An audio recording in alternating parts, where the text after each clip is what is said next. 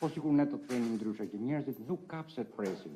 Ajo që ne kemi në mendje është të vendosim drejtësinë me këtë komponent të tatimin mbi të ardhurat.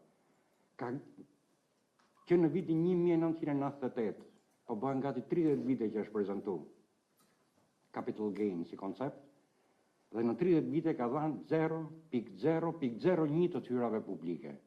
Pra një taks që nuk justifikon qëllimin për cilin u bë. Dhe e dyta, ka kriju më shumë gënjeshtar se çdo tatim tjetër. Njerëzit detyrohen të falsifikojnë shifrat për me ul. Ne po të themi capital gain i shkon 0 dhe e përmenet pak edhe tatimin mbi dividendit do shkojë 0, duke pagu vetëm një komponent, tatimin mbi fitimin. Ne jemi të bindur që ka dy tatueshmëri. Dhe do bëhemi, mbas Gjeorgjisë dhe Moldavisë, vendi i tretë në Evropë që eliminon dy tatueshmërinë.